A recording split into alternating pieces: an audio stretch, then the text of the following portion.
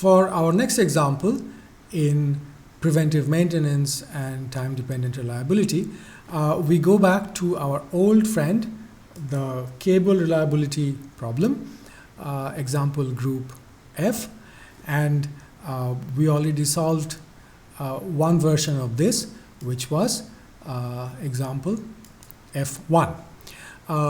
So now let us present this problem as a cost-based decision making regarding maintenance. So let's say that we have two options, or actually three options, to repair the cable to its full strength. Suppose the cable is degraded enough, repair the cable to 90% of its full strength and then do nothing. So these are the three options, and the cost of failure of the cable is 10 million units. The 100% repair cost is 100,000 units. 90% repair cost is just half of that, and obviously no repair has no repair cost. Again, the word repair here is being used in the English language sense, but we are technically talking about non-repairable systems. So that's why we are discussing preventive maintenance. So which option is better from a benefit cost ratio point of view? Let's look at these options.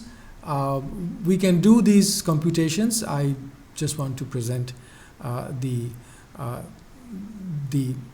answers after all the background computations.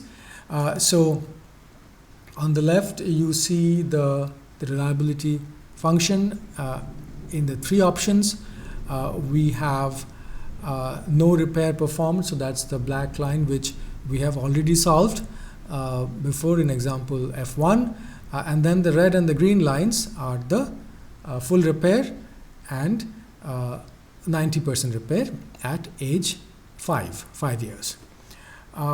Corresponding to that, we can draw the hazard function, and we have discussed many times the hazard function gives sometimes more information, more detailed information locally in time, and we see the corresponding hazards, the black being no repair, and the green and the red for 90% and 100% repair respectively. So we get a good idea what's going to happen. Now, should we go for full repair or no repair, or the middle way which costs half? Let's see what the benefit cost ratio would look like for those three options. So the cost of repair is in the second column. The increment of hazard times the duration, that is given in the third column, and then the risk, which we have not discussed risk yet, but it's the expected consequence. So for this case we have just two consequences, failure cost or just the cost of the repair.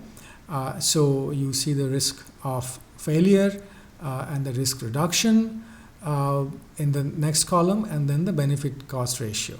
So for 100% repair it's 1.6. For no repair obviously it's 1, but for 90% repair it's even more. So from benefit cost ratio point of view, it would mean that 90% repair would be the most optimal solution. Now obviously there are more details which we will consider later on. For example, the owner could be risk averse, so even if some activity costs more and gives less benefit, the owner might actually choose that option. The owner might be risk taking, so the owner might take an option that gives less benefit cost ratio but costs nothing. So these things we are going to discuss later on, but this is an approach where maintenance decisions can be taken based on reliability and hazard functions.